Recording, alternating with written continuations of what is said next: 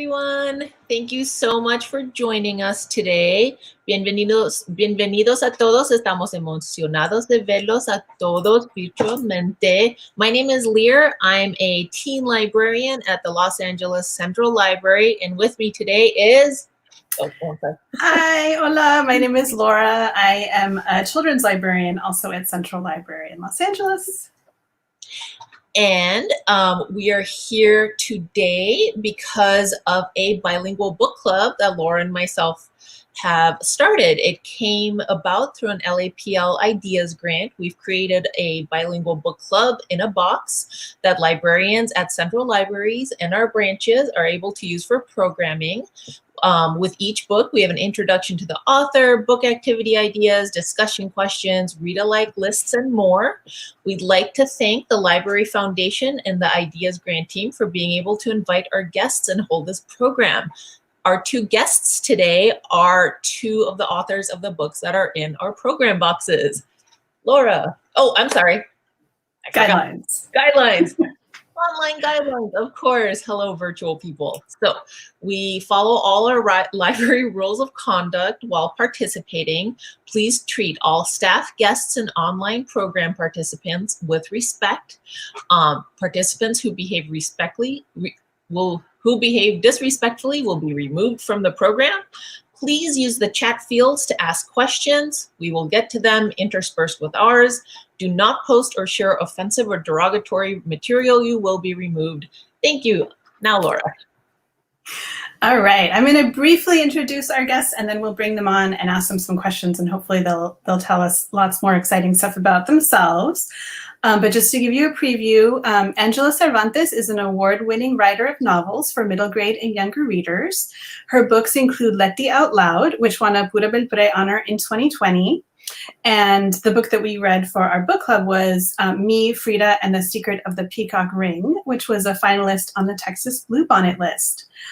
She lives in Kansas City, and we're very excited to have her join us today. And our second author is Celia Pérez, has written two amazing middle grade novels. Her first book, which we read for the book club, is called The First Rule of Punk, and it was a Pura Belpré honor book in 2018, as well as winning the Tomás Rivera Mexican-American Children's Book Award and many other honors. When she's not writing fiction, she also works as a librarian in Chicago, so we're big fans of librarian authors.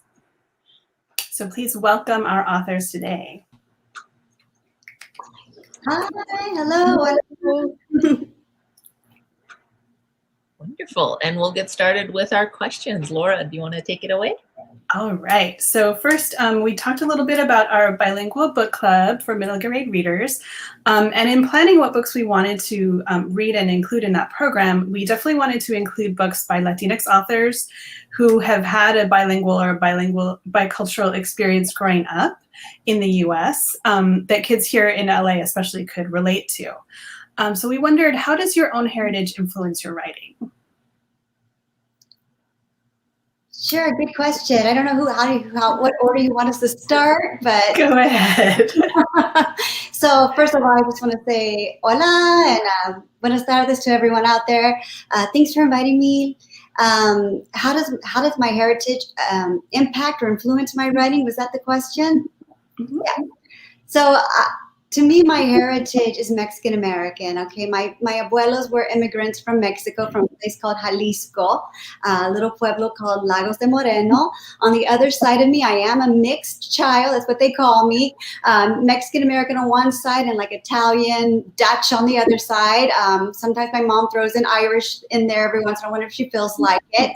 But I'm sticking to Dutch, Italian. But I was mostly raised in a Mexican-American Chicano community located in Topeka, Kansas. And when I think about my heritage growing up in a Mexican-American community, I mean, we grew up celebrating 4th of July, right along with, you know, 16 de Septiembre, like Independence Day from Mexico. We celebrated both of those equally with fireworks and good times and fiestas. We celebrated Cinco de Mayo and Dia de los Muertos, and we had our, you know, Las Posadas, which is sort of this Christmas ritual. You know, we had quinceañeras. So I grew up with all of this really great Mexican culture surrounding me all the time, and I'm very grateful for my parents, because they could have at some point moved us to another neighborhood, but they kept us in our Mexican American community where I went to school that was all Mexican American. And because of that, I just really grew up with feeling a lot of pride, and that there was nothing that could hold me back.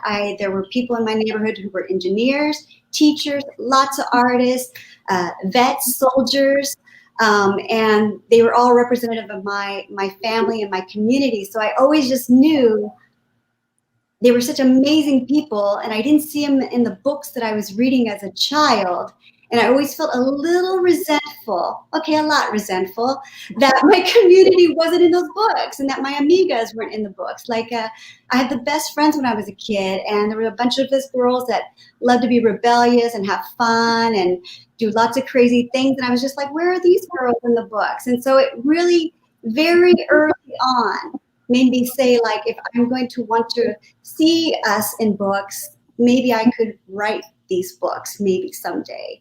And I was encouraged. I was never discouraged from doing that. So that's sort of how my heritage has influenced my writing in many ways. Well, thank you. And we appreciate seeing those characters in your books as well. Thank you. Did you want to answer as well, Celia? Yeah, sure. Because my experience was pretty different from Angela's. I grew up in Miami, and I am bicultural. So my father is Cuban and my mother is Mexican. And growing up in Miami, for those of you who are not familiar with what Miami is like, especially in the 80s when I was a kid, it was very much a Cuban city. And it still is in a lot of ways, but there is definitely more of a mix of people from different countries in Latin America and in the Caribbean. But growing up as a kid, I was surrounded by Cuban culture and not as much by Mexican culture. My mom came to the United States when she was 16. And because we lived in Miami and we lived in kind of a very traditional, old-fashioned household, it was all Cuban food and Cuban culture, and so for me, when I left home for college, I felt like I really wanted to explore that other side of my heritage that I didn't get enough of growing up, and that is part of Malu's story in the first rule of punk. She's trying to figure out how this part of her. Her mom is kind of pushing her to accept and to embrace her Mexican culture, and she's sort of resistant because she thinks of herself as a punk, and she doesn't see how those two things, fit together. And so I think that is a lot of my experience, trying to figure out how these very different parts of my identity fit together, and learning to appreciate something that I wasn't really exposed to as a kid. And also learning about the history that you don't typically, hear. So, Malu learns to appreciate her Mexican culture through music, and she learns about, how Mexican and Mexican American people were influential in the early punk scenes, and so that is how she sort of embraces this part of her identity. But for me, it was just exploring culture and learning, that it's more than just what you see in history books, that there's so much more to Mexican culture than what you read in books, was a big part of my, growing up, but also a big influence on my writing. Thank you. Wonderful. Any audience questions before I get to the next one? Okay. Can you talk a bit about your publishing journey? I know we have like kids listening, but we also have adults who might be interested in middle grade writing or writing for teens and children. I always think, I don't know, I always think of mine as not typical, but I guess nobody's maybe is typical. I don't know what is typical. I didn't think about writing for young readers until I had a child, and I was reading books to him and thinking about my experiences as a child reading, and then the types of books that I was reading to him and how much had changed and how much had not changed. And just remembering how a lot of my happiest reading memories are from when I was a child. And so that was when I kind of had this light bulb moment of thinking I want to write for young readers. And then I just kind of started writing, and I wrote this story, and I happened to meet a person who was an agent at a ALA, which is the big library annual conference. We happened to be at an informal dinner, and she was sitting next to me, and I had loved something else that she represented. which I will, you know what, I'll shout it out here. I don't know if they're still in print. I hope they are, but it's a series called Border Town. And if you grew up in the 80s and read Sweet Valley High, it is like the Mexican American version of Sweet Valley High, and it is the best thing. There are 4 books that were published, and unfortunately there aren't more, but it's really great. But anyway, I started talking to her, and I had written something that was like a retelling of a folk tale, and I sent it to her, and she wasn't interested. But she said if I ever wrote middle grade, that she would be interested in reading. And I happened to have like the story of Malu and the first rule of punk kind of cooking, and so I sent her that. And it was a couple of years. Actually, it was a year before she offered to represent me. So a year of kind of going back and forth, talking about the story, and then after she took me on as a client, it was probably, I don't know, another year before the manuscript of the first rule of punk went out to publishers, and it was initially rejected by a number of publishers, which, that happens. That happens. And so we, I did more revision, and then a few people were interested in it, and so now it's a book. That's kind of the condensed version, but it was definitely a kind of a longer journey than you anticipate it could potentially be. Yeah, absolutely. You don't realize how much waiting authors do, just waiting for calls back, waiting for feedback. My journey started, my first book was Gabby Lost and Found, which I don't know if I have a copy with me right here. Yes, I do. Yay! Gabby Lost and Found. That was my first book. And the way I found, first of all, I didn't know you had to have an agent, a literary agent. I've been writing since I was a kid, writing for middle grade, because I think Celia said this as well, that when she was a child, those are her happiest memories of like connecting with books and loving books. Same with me. I really connected with books in 4th and 5th grade. And so I knew I always wanted to write for that group. I just didn't know how. I never met an author. No author ever came to my school. I didn't meet an author until college, when an author came and you could just go to the auditorium and show up and hear someone speak. But I was an English major, creative writing major, so I knew this is what I wanted to do. And I went to a writer's conference. This is so lucky. A wonderful woman from Kansas City was putting on a conference. She invited Adriana Dominguez, who was working for HarperCollins at the time with the Rayo division. And Adriana was specifically asking for Latinx authors with Latinx stories.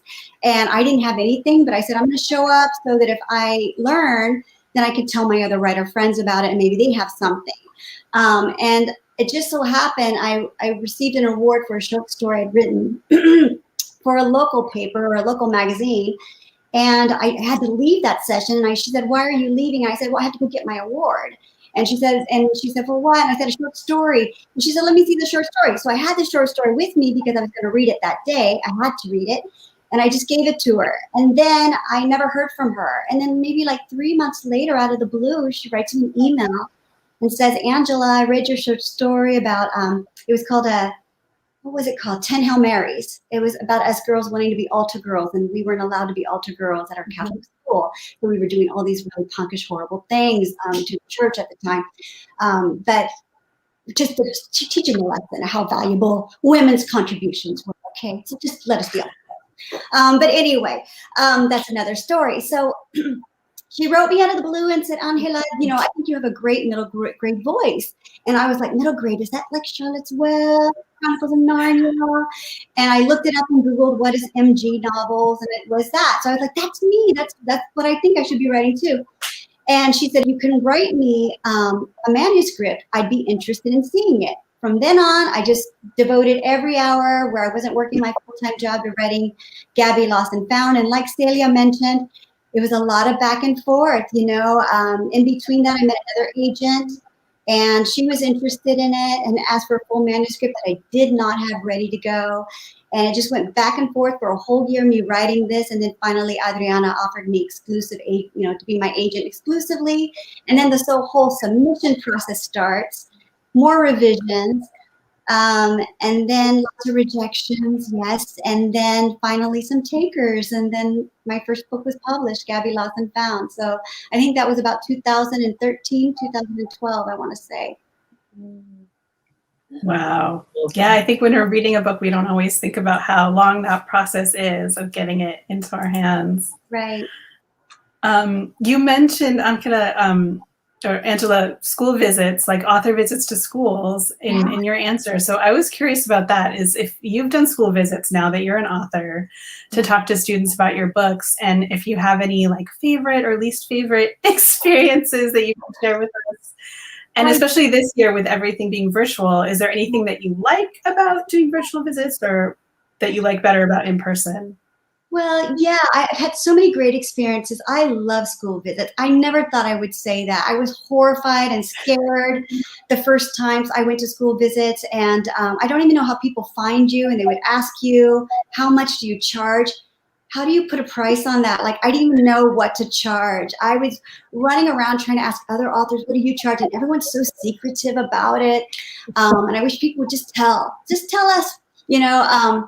And so I didn't know what to charge, and you have to prepare a lot, but I've had so many good experiences. You know, kids make you feel comfortable right away. I remember I went into one school in rural Missouri. It was one of my first school visits. And I didn't think kids at rural Missouri would know who I was. And the minute I walked through the front door, before I even got into the office to check in and say, hi, I'm the author here, all these kids come running up to me and go like, can we have hugs? Are you the author? Can we have hugs? So I miss the hugs. Virtual visits, you can't do hugs, you know. And then, you know, I went to one school in Florida, here in Fort Lauderdale, where I'm at right now, where when I walked in the door, all the sixth graders screamed, just like I was a rock star. And I turned around like, what? Is there a mascot behind me? A big giant panda bear, a raccoon? Because it was just like they screamed for me like I was a rock star. And there's so many beautiful special moments. There's a cat in my book, Lydia Out Loud, that I named after a little girl here in Fort Lauderdale, a fifth grader. And I often steal names from kids I meet on school visits. I hear these great names. Celia, you know what I'm talking about, right? And you hear these great names, and this girl told me that her name meant Irish royalty, and that her mom had given her this name. And I said, oh, I wrote it down, and she got really happy. Almost, it was a different happy than most kids get. They get like, yeah, cool, and high fives. She got almost like sadly happy, like something profound was going on in her life. I didn't know, I didn't pry, but something different about this happiness, this joy. And she went off, and I was signing books, and I was about to leave, and her fifth grade teacher came down and said, Angela, you don't know what you just did. And I said, what? She came up crying. And I said, why was she crying? And she said, because she told me that you were going to use her name in a book, and her mom died of breast cancer 3 months ago, and I've not seen this girl really smile or be happy or even do anything, show any sort of emotion. She's just been like numb, and that really meant a lot to her. And so I always tell kids, like, you just never know what kids are coming to you with, the stories that they have, what they're going on in their lives, and just a simple little innocent thing of like, I love your name, what does it mean, and writing it down made her feel so, I don't know, like a tribute to her mom. So I get lots of little experiences like that I don't get in virtual visits, but I still love virtual visits because it's what we have. We all want to be safe. I more than anything want kids to get back to school and have these great school memories and feel like life is getting back to normal for them and being with their friends if that's what they want. So I'm happy to do virtual visits. It's not quite the same, but it's still lots of fun. Yeah. I hope I answered the question. Yes, thank you so much for sharing. And Celia, do you have any fun school visit stories? Well, what I was going to say first about virtual visits is that I do not write full time. I am a librarian, so I do have a full-time job. And so typically during the school year, I have to be really selective about if it's a trip that requires that I go out of state or that I travel like for a full day where I'm going to go. And so with being online, it's been kind of nice because there's a lot more flexibility. I mean, I know that there are a lot of more challenges as well, but it allows me to go to places that I would not otherwise have had the chance to go.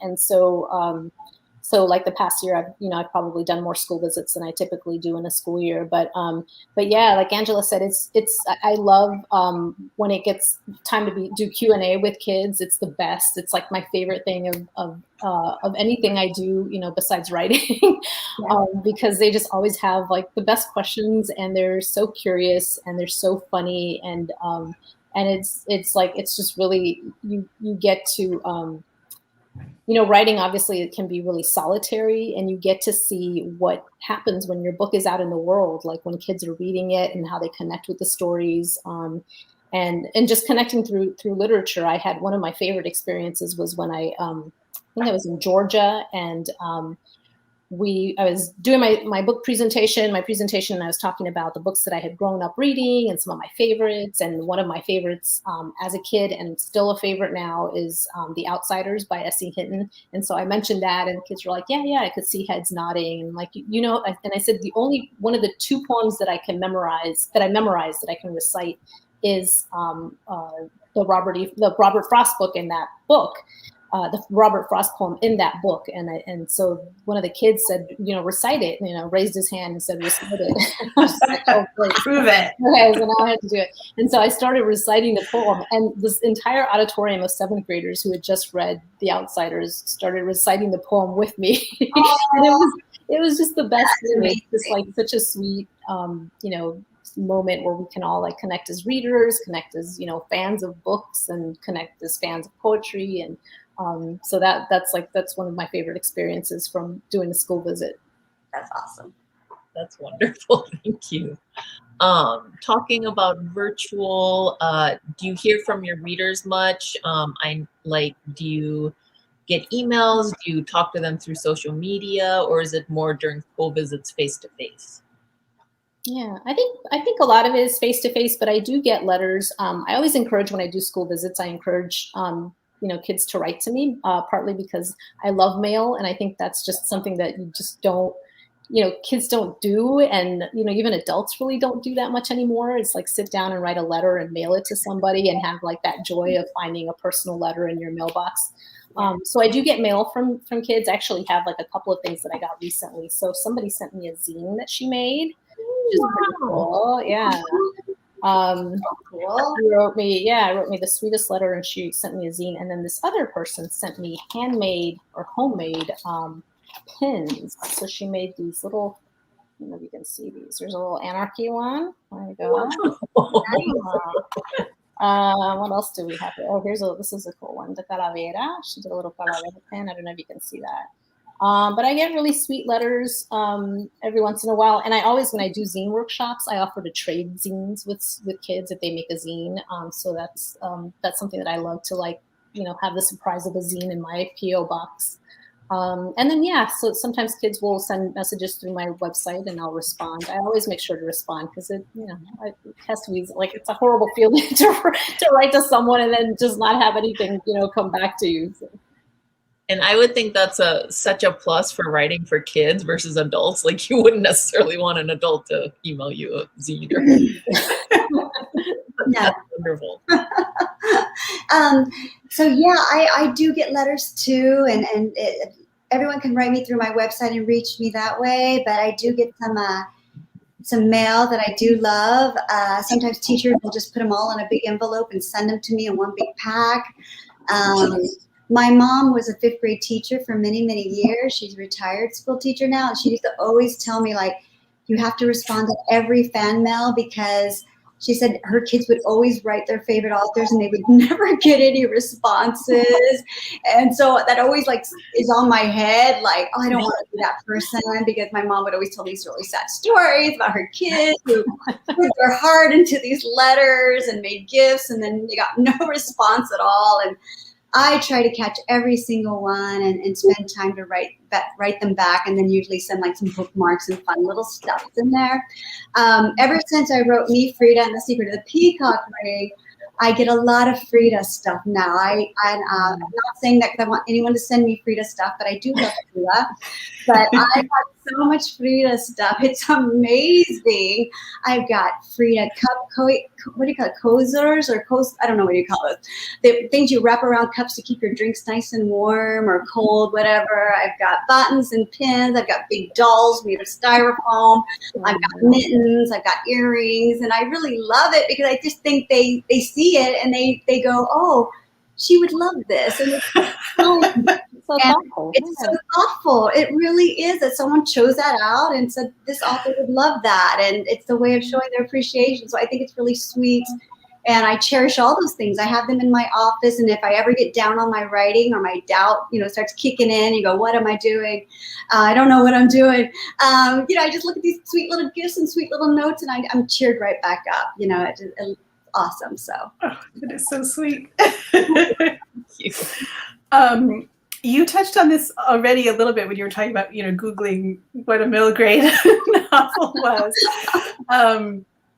But we were wondering if you have a favorite age group to write for, and is there something special about the middle grade age range that you think about when you're writing? Yeah, absolutely. Okay, don't tell anyone this, okay, everyone. But my favorite age group, I better not say, but okay, my 8th grade group is usually 3rd, 4th, and 5th graders, and I'm very lucky when I get 6th graders. That's just my group that I write for, and 6th graders, especially with me, Frida, it seems like a lot of 6th graders came out for that. It was on a lot of middle school lists. So, but I just love this grade. I don't think I could ever deal with YA because I remember myself as a high school student and how much attitude I had and how I always tried to act unimpressed by everything and everyone that came into my life at that point. So middle grade, they just are so appreciative of you. I always have said that writers are rock stars, authors are rock stars in elementary school. And I think in middle school, like rock stars are the rock stars, right? The musicians and rappers become the rock stars. But authors are still so cherished in elementary school, and they have the best sense of humor. They're sharp, they're witty. They haven't quite developed too much of a snarky attitude, but it's just starting to get there. It's just right at the edge, and it's fun to see. So I just really love this grade level. I don't know if I would ever write YA. I would never say never, but just because I don't want to do school visits for YA. Sorry, I just don't. I just think elementary school. Yeah, I agree. I agree. I think for me, it's like 5th, 6th, and 7th grade are that's the perfect grouping right there for me. And I love those ages because I think they're still like, there's an innocence to them. They're still really sweet. They still like want to be around you.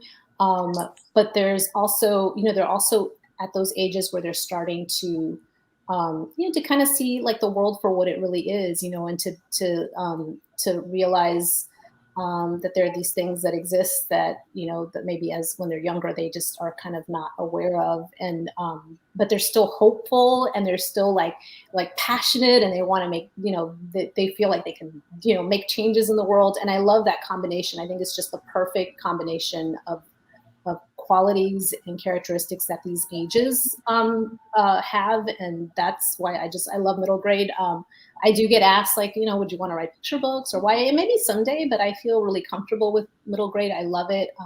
I think there are just so many topics and so many things that you can explore with middle grade that you can't necessarily for younger kids.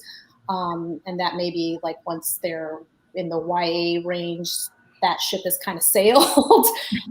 So I love it. It's again, and going back to my own, childhood reading, it's like those are my favorite memories are from those ages. So, yeah, there's so many good books in that range. And when we were doing our book club, that's why Leah and I wanted to do it together. She's a teen librarian, I'm a children's librarian, so we could reach those in between years. All the books that appeal like across. Yeah, it's a nice across those ages. Yeah. Mm-hmm.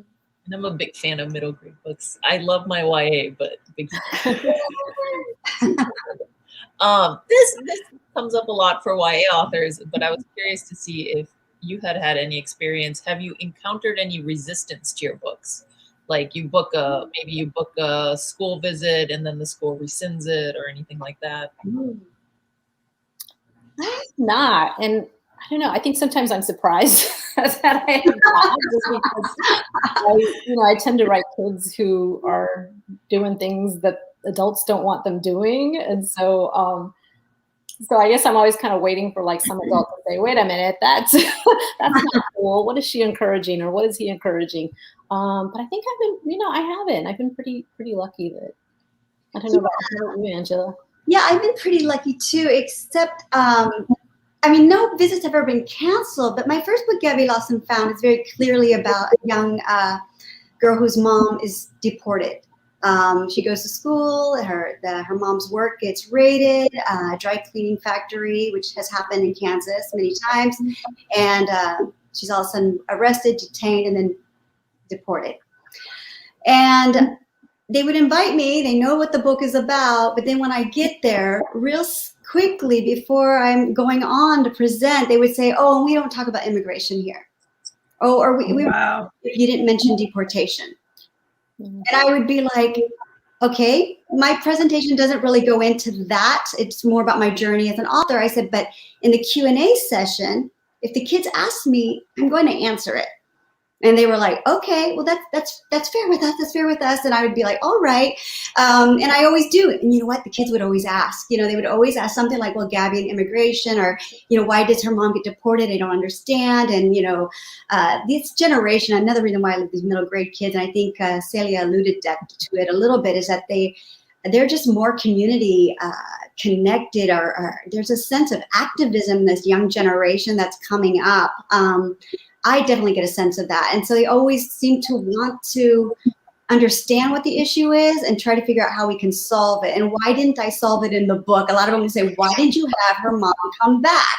Sorry, spoiler alert for those of you that read that book. But I don't, because that's just too cookie cutter and it's not realistic to what's really happening. And I couldn't write that book with this sort of fairy tale ending. Sometimes it does happen, and that's wonderful, but sometimes, a lot of times it doesn't. So, I would just turn it back to the students. Well, how did that make you feel? Rather than me having to answer that question and say, how did that make you feel? And what can you do? And, that sort of thing. But that's probably the only resistance I've ever received, is a little bit of that pushback on don't talk about immigration or deportation. We don't want to get into those heavy topics here. And it's just like, well, the kids know about it. They know what's going on. So that's it. That's all I've ever. And they read your book. They know what's in it. Thank you. Maybe hopefully they read it. Maybe they didn't read my book. Well, we were very excited to be able to offer kids a chance to read your books in English or in Spanish. Yeah. And we wondered what that experience was like for both of you, having your books translated. Yeah, that was really cool. And it was nice to be involved in the process of the translation. I did not get to translate it. I would not let myself translate because while I can read Spanish and speak Spanish, I would not trust myself to translate an entire book into Spanish. But it was a really cool experience to work with editors on that process, and also to read it in Spanish, because I don't know about you, Angela, but I had never read an entire book in Spanish before until I read La Primera Regla del Punk in Spanish. And it was a lot of fun. It's fun to read, if you can read both languages, to read both and just kind of see how different the experience is. For me, reading it in Spanish, there's just like a different, joy. There's something about Spanish that's just a little bit, it just brings this fun feeling to the story that is there in English, but it's different. So it was really cool to be able to have it translated, and to have kids who don't read in English read this book in Spanish. And I've met kids who have bought both copies because they're learning Spanish, so they're reading it in English and then in Spanish to try to help with their Spanish acquisition. But it's great. I'm so happy that it's out there in Spanish. Yeah, I feel the same way. I'm so happy that the publishing world is starting to recognize that we need these books translated to Spanish. a lot of the kids, maybe they only do speak English and maybe they don't really read Spanish very well, but some of them want to learn it. And some of them have grandparents that only speak Spanish or parents that only speak Spanish. When Gabby Lost and Found came out, and it was translated to Gabby, what was it, Encontrada y Perdida, or Perdida y Encontrada. I remember I had letters from parents that would tell me, we're reading it in Spanish with our child who's reading it in English. And, thank you. Because, Gabby's story is our story, meaning the whole immigration story. And I just really love that. For me, it even goes a little deeper, too, to see it in Spanish. Mis abuelos, they were always looking for books in Spanish to read to us. I remember one of the first books I read was a story called, this was Sendak, I believe. It's Donde Viven los Monstruos, where the wild things are, right? One about a gallina who had to make the tortillas. I think it's a red rooster who has to make bread, but I only knew it from the gallina who had to make tortillas and no one helps her. And then, of course, when the tortillas are done, everybody wants to eat them. So, I learned a lot about cooperation from that book. And so I grew up reading Spanish books, but they were far few in between. I remember my grandparents really having to search for that. My grandparents aren't alive anymore, but I think they'd be very proud that all my books have been translated in Spanish. My abuelo also spoke a local language to Jalisco that was an indigenous language. So actually Spanish was his second language, and then English was his third language.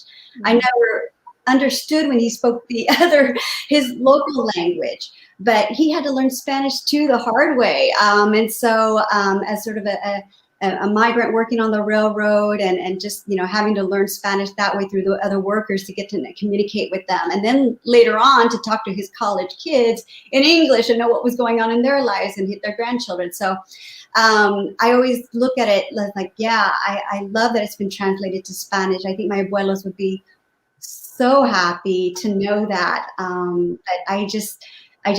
I think about that connection, and it makes me very proud. And I hope the publishing world will continue to look at books and translate them from Latinx authors. Like, it shouldn't even be like that. We don't even know if they're going to be translated most of the time. I didn't know. It just happens, and then you're just kind of happy that it happened. It'd be nice if you just kind of knew that every book was going to be translated to Spanish that you wrote for that community.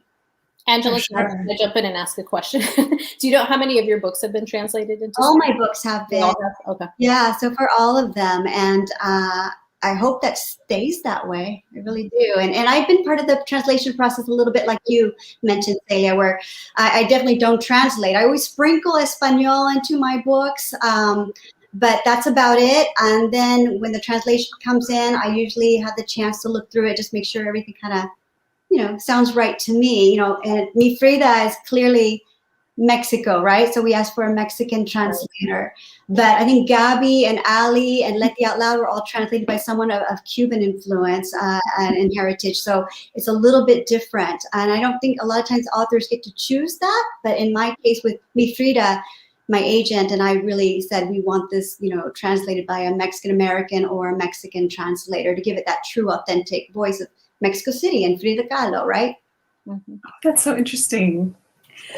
Well, we definitely have so many multilingual families who come to the library, and so it's great to have these books, like you said, for different generations to read together, for kids who are learning Spanish, for kids who are learning English.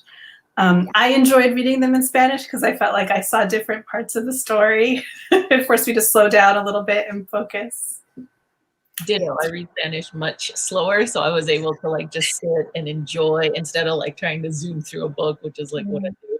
But it was a really good experience. And so you both get a hand in it, but you get to have last eyes. So if you don't like a certain word they're using, do you get to change it, or you just get kind of a blanket notes? Yes, kind of like line edits for me. I don't know if it was the same with Celia, where they would just, you can kind of make notes I remember in Let the Out Loud? No, Me, Ali First at Last, which is my second book, there's a very prominent great grandpa or bisabuelo, and she would always call him Papa. And they changed it to something that was more Cuban influence. I forget what it was, but it didn't sound like Papa or even Biso or Bisa. And I noticed that right away and said, oh, no, she's Mexican American. She would never call him, I don't even know what this term is for a bisabuelo, but it'd be more like, Papa Jorge or Papa Hector or something like that, or bisabuelo or bisa for short, or maybe even abue for short would be more common. There's so many. But I remember whatever she used, and I don't remember what it was, but it was just foreign to me, and it was because, it was coming from more of a Cuban language influence. And so we do get a chance to kind of call those little things out every once in a while. So at least that was my experience. Yeah, it was the same for the first rule of punk.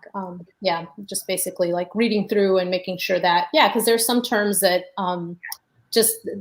Cuban Spanish uses a different term than like Guatemalan Spanish or Mexican Spanish. So depending on the translator, you definitely go through and catch those little things. Yeah. That's wonderful. Thank you.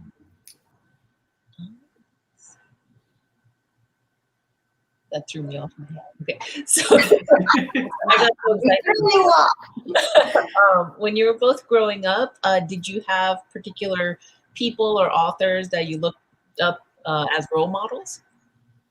I feel like I don't have, I definitely had favorite authors. So I loved Judy Blume. I loved Beverly Cleary. I loved Desi Hinton. I don't know if I thought of them as role models, because I think when I was a kid, I didn't think of the author of like this person who wrote this story.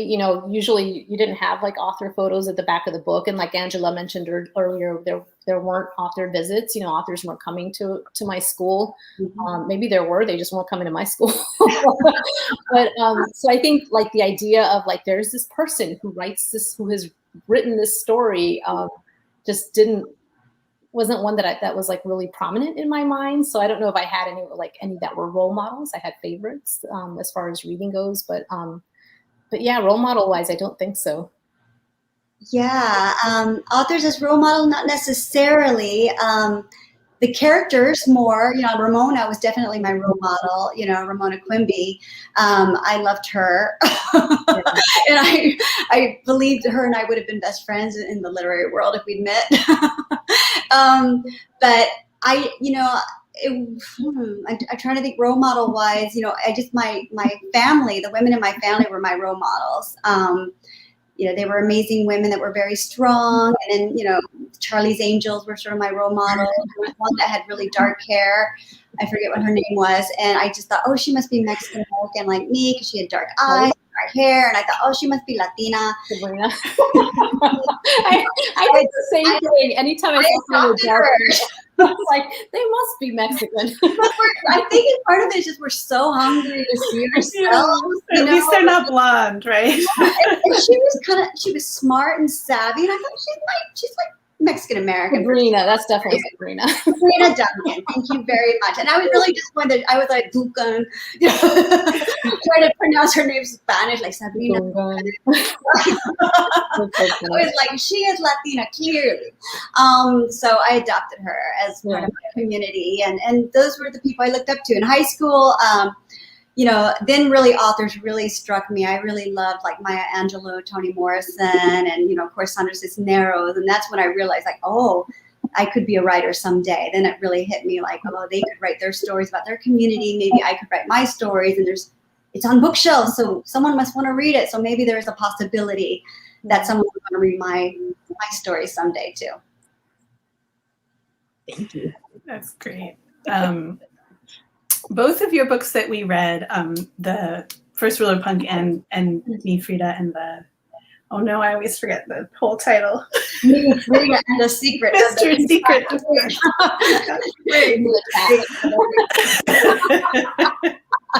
The longest title in the whole wide world. It's a long title. But we noticed that they both incorporate creative activities like creative expression, like drawing, music, making zines, writing in a journal.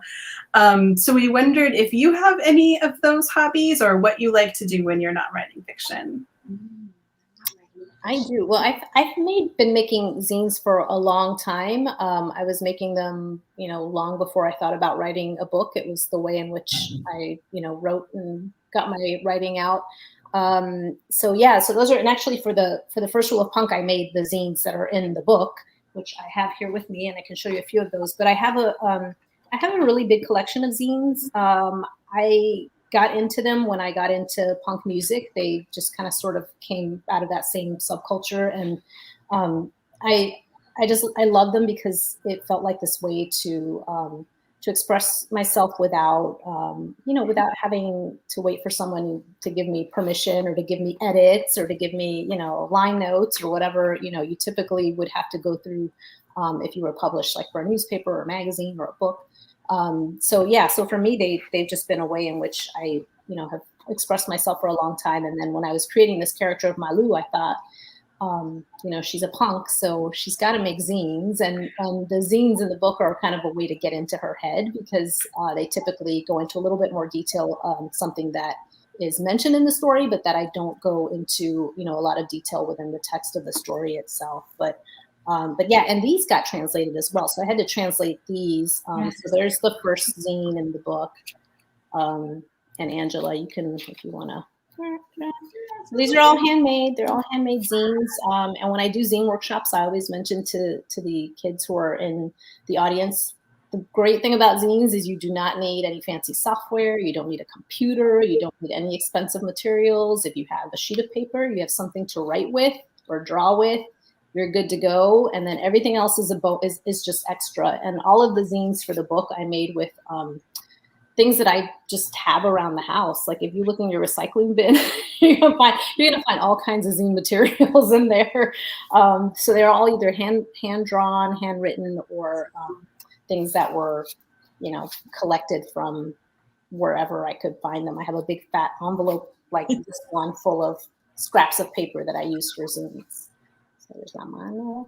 I'll show you the coconut one. Some of them I had to actually. So some of them, when the book was translated, the publisher was able to translate the text, but some of them I had to go back and redo because, especially the ones with like individual hand cut letters, I had to redo because they couldn't do that, I guess, on their fancy They couldn't just software. Photoshop it. So, the fancy software couldn't do it, and so I had to do it by hand. So there's Manuel para Cocos, and if I flip this up, you see the original behind it there. Oh, wow. Yeah. Bilingual zine. Yeah. We did that for one of our activities, remember, Laura? And one of the girls went to her recycle bin and she got the circular for the supermarkets and cut up a bunch of the fruit and like all that, and she made it with that. Yeah. It's always like a really popular library activity because you can immediately create a story, in just those few pages. It's really easy. Like the other thing I love to show kids is like all of these little backgrounds are security envelopes, the inside of security envelopes where when you get your bills. so I'm like, when your parents are paying their bills and they throw away that security envelope, get it out of the recycling bin and you've got materials for your zines. That's wonderful. And Los Angeles Public Library, we have a zine collection in a couple of the branches. Yeah, there are a number of those I know around the country, which is that's the other thing when I do zine workshops. And sometimes once the zine is done, kids are kind of like, what do I do with this thing now? You could trade with other people who make zines. You can send them to library, like make copies and send them to libraries because there's zine libraries all around the country. So, and it's a document of your life, of you as, a 12, 13, 14-year-old. That's really awesome. Mm. And then for your book, we did a self-portrait. So we had the kids do what they thought, or they did a self-portrait. And one of the kids did a great one with the first story he wrote or something, but it had aliens and it was like, and it had a great border.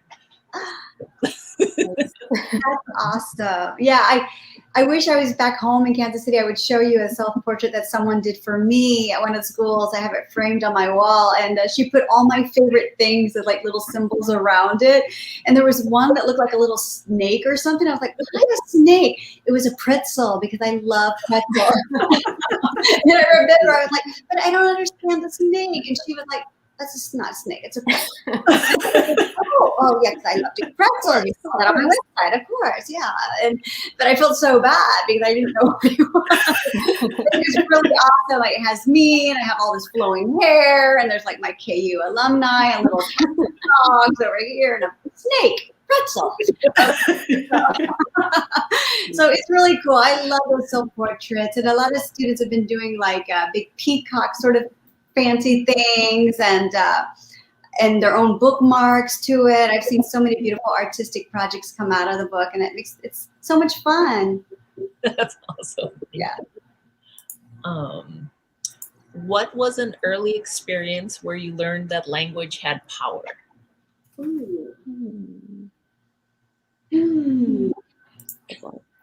Early experience with language has power.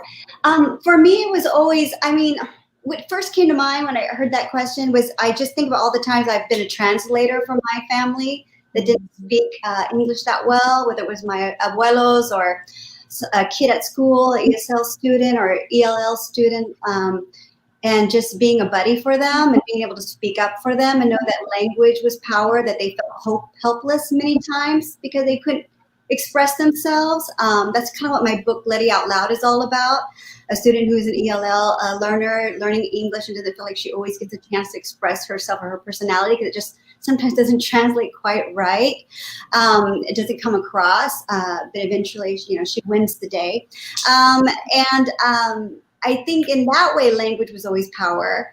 But also, I guess, early examples of when I knew language was power was probably just, again, books that just made me want to stay up all night, Flashlight Girl, reading them all night, that they can just kind of give you this wonderful escape and a new world to get into, and you can learn things. And if you're lonely or sad, books can cheer you up. The characters can make you laugh. And so, I guess for me, that's power in that way. Thank you. Yeah, I think I always think back to the earliest age where I thought of myself as a writer, and that was when I was in the 3rd grade. We had there was an essay contest because the school ended at 3rd grade, and then we moved on to the next school. So there was going to be a graduation, and all the 3rd graders had to write an essay about what the school meant to them, and one of them was picked to be read at graduation, and my essay was picked, and it was and I always say it's, I have the title of, everyone had to title their essay what the school means to me, the name of the school means to me, and I have no memory of what the school meant to me as a 3rd grader, but I do always distinctly remember that it was the first time that I was recognized for my writing, and that I thought of writing as something that I like to do, but also that gave me a voice, a voice that I felt like I didn't otherwise have, because I was really shy. And my parents didn't really encourage us to, question and challenge. And, they wanted us to just kind of fly under the radar, do what you're supposed to do. And I felt like that with writing, I had this way to say what I couldn't say, what I couldn't speak, what I couldn't vocalize. And so that for me was one of the earliest memories of thinking of, the power of writing and of words and of stories. Thank you. That's great. So we talked a little bit about sort of your audience and the age range and all that, but I wanted to ask also about genre. I'm going to get the title right this time. It's Me, Frida, and the Secret of the Peacock Ring. It's sort of a mystery, which we don't see very much of for middle grade fiction. And then The First Rule of Punk is more like realistic fiction. Well, they both have elements of, friendship stories and family relationships and figuring out who you are and all that good stuff. So I wondered if you all have a favorite genre of books to read when you were growing up, and if you think about genre now when you're writing. So I always loved realistic fiction, but I did also love scary books. I loved anything that had to do with the supernatural, so ghost stories, anything about witches or mysteries. Those were my favorite things to read. And I think it's something that I would want to try writing. So I may have to tap Angela's brain for for your mystery tips. But yeah, those were my favorites. They're still my favorites. Realistic fiction. I still have I brought one of my oldest books here. I got this when I was in the 3rd grade from the Troll book club order form. The cover is gone, but I still always, it's such a good It was book. well loved, you could tell. Look at the tape to the spine is cute. This thing has traveled with me over the years, but Which Is There by Phyllis Reynolds Naylor is excellent. Spooky suspense. The build-up is really good. I don't know. I think you can still find these in the libraries. I don't know. I feel like anything I read when I was a kid might be out of book already. But I do always recommend this if kids are looking for a scary book. We do get a lot of kids looking for scary books. So if you want to dip your toe into that, that'd be amazing. Yeah, when I was a kid, I loved, Beverly Cleary. I loved fiction. I loved biographies. I was always interested in people's struggles. I always really, I think I must have needed a lot of motivation as a kid because I just loved to hear about people who suffered and got through it. How do they get through this? I just never, so I loved reading biographies about people and how they got through life and survived things. And, I would read anything they put in front of me. My brothers were really big comic book kids, and I read all the comic books. They liked sci-fi, so I would read all their sci-fi. I loved scary stories, just like Celia mentioned, horror stories. I used to tell scary stories as a kid. I'd gather all my friends on the summer porch, and we didn't have school the next day, and I would tell scary stories. And one of my next books is going to be a scary story that I started when I was a kid. And it's so funny because you mentioned that kids are always looking for those, and it's so true because when I mentioned that in all my school visits before the pandemic, I would tell them like, hey, I'm thinking of this story about this thing that happened to me when I was a kid, and it's very scary. And the kids would start screaming and be like, we know this story, when's it going to be out? I'm like, well, you'll probably be 21 by the time it comes out, but I'm working on it, so wait for it. And I hope I can write it. And I am a little nervous, because, I've written, mostly contemporary fiction about, these young people who work in animal shelters and they want to change the world. And then Me, Frida's a mystery because I loved mysteries as a kid too. I read them all. At that time, I think there was Nancy Drew and there was one more that I used to read. Encyclopedia Brown. Encyclopedia Brown! And so I always knew I wanted to write a mystery. And I was really a nervous wreck writing this book too, because not only was it a mystery, and I wanted to make sure I pulled all the punches and that the kids couldn't figure out who the bad guy was until the very end, because I used to always guess who the bad person was. The author, that's a failure. You failed, we figured it out by, 6th chapter. And then also I was nervous because it deals with Frida Kahlo and Casa Azul, and I wanted to make sure I gave it the respect it deserved and that it came across well. And it seems to have done its job, so I feel good about it. So now my next is going to be a very scary story that I'm just outlining right now. And it's all in my head. I just have to get it down now and to an outline. So that's wonderful. Middle grade frights are the best. I know, I can't wait. I might not read it because I can't deal with scary stories, but I know it will be very popular. Well, before we say goodbye, can you both tell us a little bit of what we have to look forward to from you? Yes. Sure. Oh, I'll go first.